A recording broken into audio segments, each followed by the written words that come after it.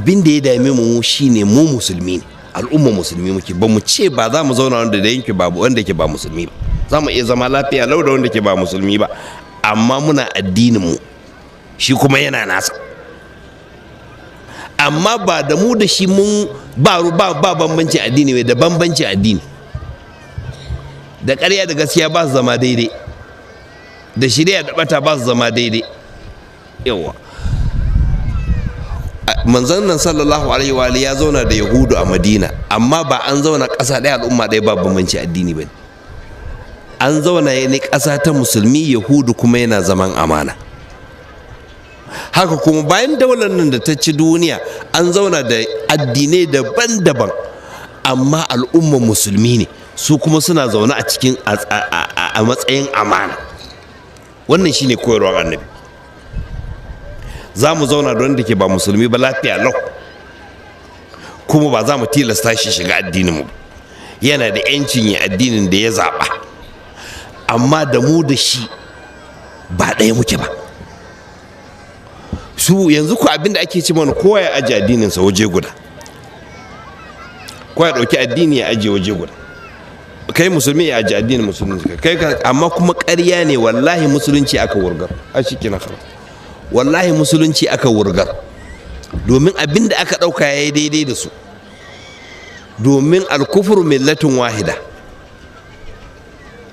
kafirci duk addini ɗaya ne, ko ka ce mashi mene sunansa duk abu ɗaya ne, addini ɗaya ne, alkufru millatin wahida. Kafirci ko a ce mashi kiristanci, ko a ce mashi yahudanci, ko a ce mashi bori, ko a ce mashi tsafi, ko a ce masa maita, ko a ce mashi kwamitanci, ko hindiyanci, ko hindu, duk kufur ne kuma millatin wahidatun ne. Da zaran an ce abu ba islam ba ne, sunansa mene? Sunansa kufur. To kufur ɗin aka ɗauka aka ce wai aji addini, ma'ana an wurgi da islam. To mu wannan ne fa ba za mu taɓa yarda ba. Muna so mu taso ranar alƙiyama ne a matsayin 'yan al'umman annabi, a ce ina 'yan al'umman annabi, mu ce ga mu. Amma in aka ce ina Najeriya, yanzu ka ce su 'yan Najeriya ne ce su tafi dai. To ta yi an ce ina 'yan al'umman kai kana yi maka miƙa ce a kai ɗan Najeriya ne, dakata. Ba ka ce ba bambancin addini ba, ƙasa ɗaya al'umma ɗaya makoma ɗaya, to ka jira 'yan al'umman ku za su koma makoma ɗin kwa koma.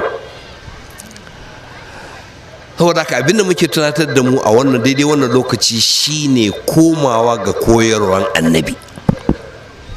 Wani bai isa ya ce min komai lafiya lau yanzu ba, amma yana iya zai tambaya, zai yi a koma koyarwar annabi? Zai yi kwarai kuwa. Abinda muke bukata shine mu daga irin dagawan annabi, mu ce mu sai sunnan annabi za mu bi, to kuma Allah na tare da mu insha Allahul azim. To insha Allah da yake dan tunatarwa ne, na fata mun amfana. Wa sallallahu ala muhammadin wa alihi tayyibin tahirin. Wassalamu alaikum wa rahmatullahi ta'ala.